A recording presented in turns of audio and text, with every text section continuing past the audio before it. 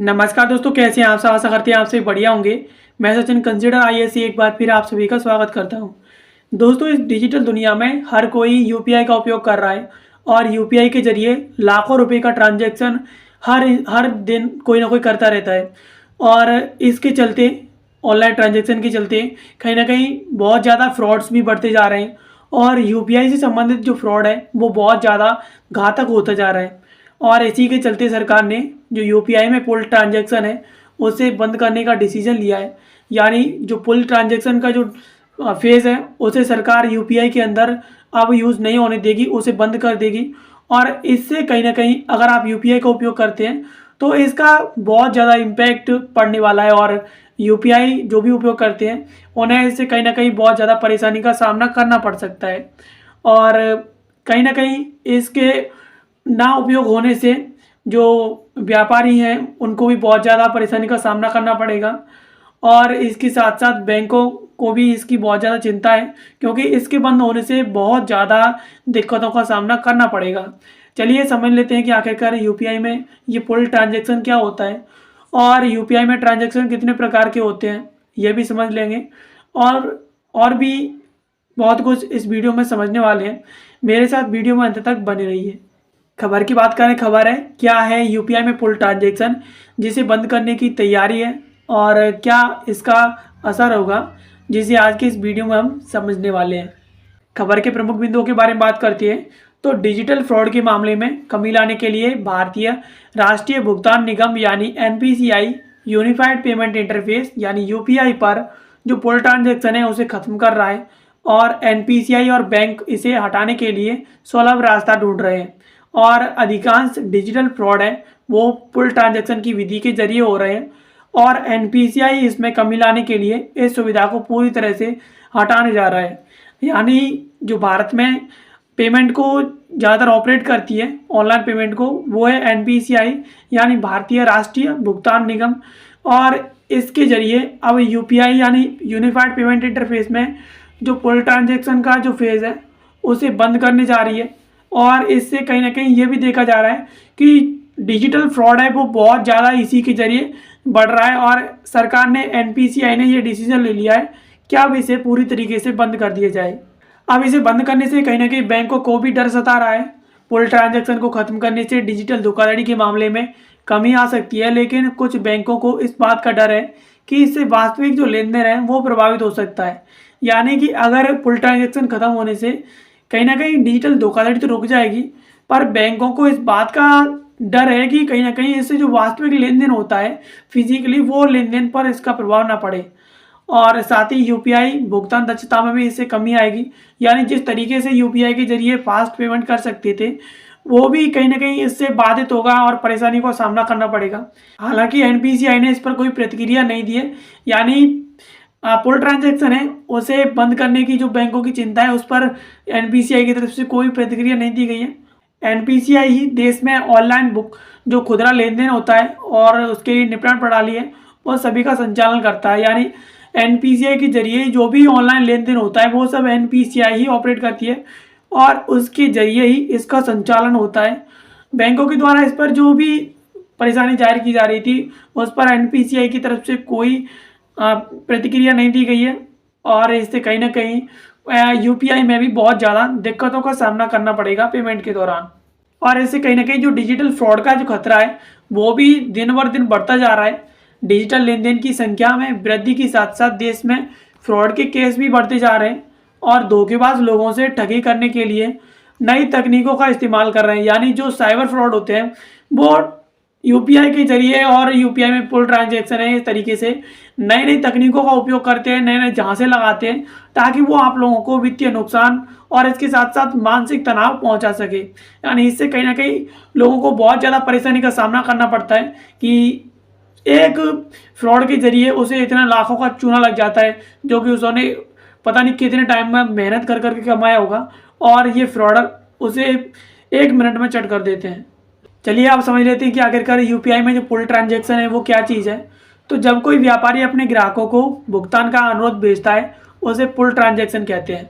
यानी अगर आप पर मेरे पैसे हैं तो आपसे पैसे लेने के लिए मैं आपको अनुरोध भेजूँगा कि आपको मेरे को इतने रुपए का पेमेंट करना है, और उस पर इस माध्यम में आपको सिर्फ़ और सिर्फ़ राशि, जो राशि मैं आपसे माँगूँगा वो आपके पास जाएगी, वो राशि उसमें शामिल होगी।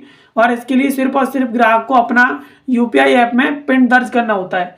यानी जो 6 अंकों का पिन होता है जिसे पेमेंट से पहले दर्ज किया जाता है, वो दर्ज करना होता है, और उसके बाद जैसे ही आप क्लिक मारते हैं सही के बटन पर, वैसे ही आपका पेमेंट हो जाता है। और जब कोई ग्राहक सीधे क्यूआर कोड और अन्य तरीकों से भुगतान करता है तो उसे पुश ट्रांजैक्शन कहते हैं। यानी पुल ट्रांजैक्शन, जिसमें अगर कोई आपसे पैसे मांगता है तो वो आपको पेमेंट का अनुरोध भेजेगा मैसेज के जरिए। उस पर आप जैसे ही क्लिक मारेंगे तो आप सीधा आपसे पिन मांगा जाएगा यूपीआई के अंदर, और जैसे ही आप पिन डालेंगे तो पेमेंट हो जाएगा। उसे कहते हैं पुल ट्रांजैक्शन। और आप सीधे क्यूआर कोड स्कैन करके जो पेमेंट करते हैं उसे कहते हैं पुश ट्रांजैक्शन। अब ऐसे ट्रांजैक्शन में ग्राहक खुद अपने यूपीआई ऐप में भुगतान करने वाली राशि भरता है।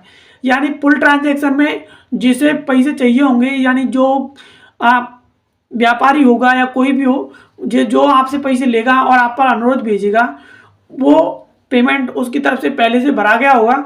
वहाँ पर सिर्फ आपको अपना अंक डालने होते हैं यूपीआई के अंदर। और पुश ट्रांजैक्शन में ऐसा होता है कि आप जैसे ही यूपीआई ऐप के जरिए पेमेंट करते हैं तो आपको भुगतान की राशि खुद भरनी होती है और उसके बाद आपको पेमेंट करना होता है। अब इस संबंध में आरबीआई को करीबन 27,000 से अधिक शिकायतें मिली थी।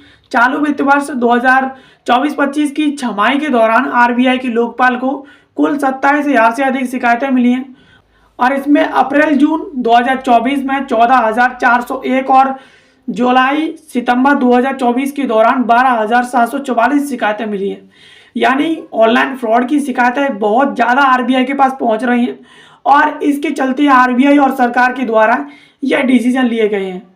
आरबीआई की ओर से दिसंबर 2024 में जारी वित्तीय स्थिरता रिपोर्ट के अनुसार पिछली छमाही में कुल शिकायतों में से 70% से अधिक शिकायतें थी वो लोन और डिजिटल माध्यम से किए गए भुगतान से जुड़ी थी। यानी और लोन से संबंधित पहले जो शिकायतें आई थी दिसंबर 2024 से पहले वित्तीय वर्ष के दौरान, उस टाइम पर जो 70% से अधिक शिकायतें आई थी वो आई थी लोन से संबंधित, और इसके साथ साथ जो भुगतान करती है हम ऑनलाइन उससे संबंधित शिकायतें आई थी।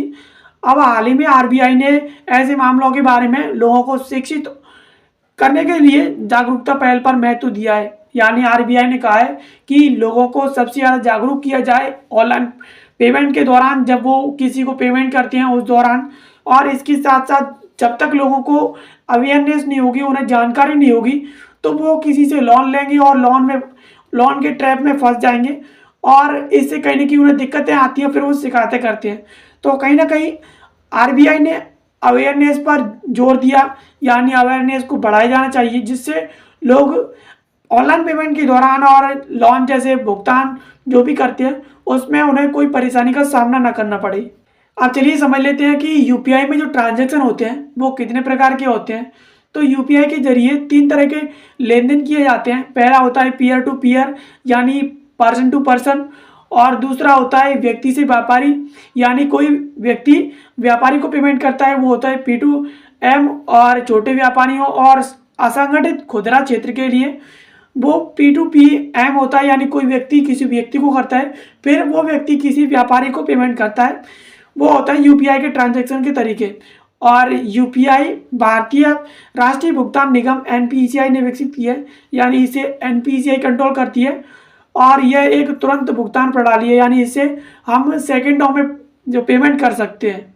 और यूपीआई से जुड़ी कुछ खास और महत्वपूर्ण बातें, जैसे कि यूपीआई लेन देन आमतौर पर निःशुल्क होते हैं, इनमें कोई पेमेंट नहीं करता है, और कुछ बैंक और आवर्ती भुगतान या मर्चेंट लेन देन जैसी खास सेवाओं के लिए मामूली शुल्क लेते हैं। यानी कोई बैंक होता है जो जब भी आपका पेमेंट करता है तो कहीं ना कहीं आपसे थोड़ा सा चार्ज करता है, और कोई मर्चेंट वो चार्ज करता है।